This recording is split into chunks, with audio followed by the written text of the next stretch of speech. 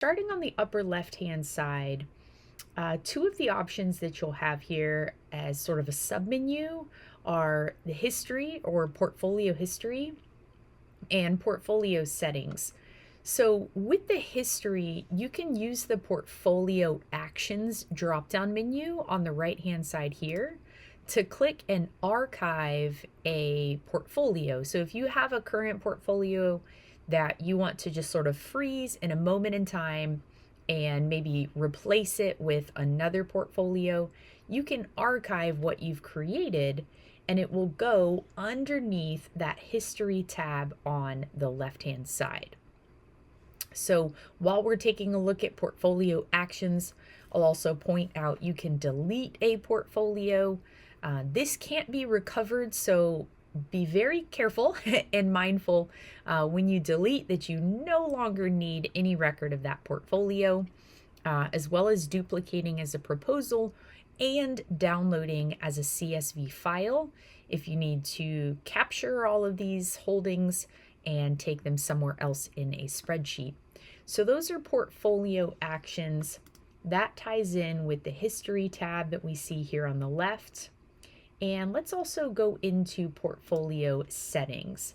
So again, kind of another smaller area of the portfolio. You can click on the portfolio settings and see your market assumptions.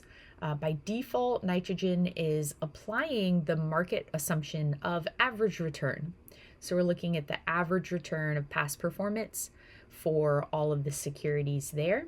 And if you want to dive more into our market assumptions, you can visit the Help Center in the lower right-hand corner to check out and learn more about our math and methodology. You can also, under the portfolio settings, add and manage groups.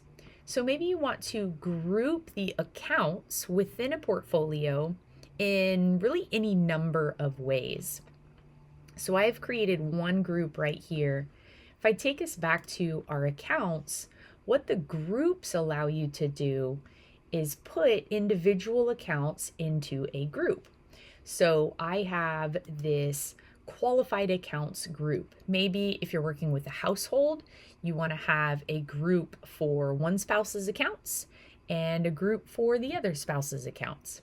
So you can use this in any number of ways, but you create those groups and then you can add accounts into a group.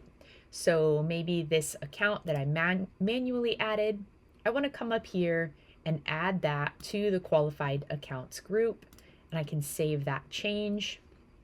And then you can use this accounts menu in the top middle of your page to click on and view your account groups. So it's just another way to navigate your accounts. If you want to create and manage your groups, you can do that. If I had different versions of groups, you would see those listed here.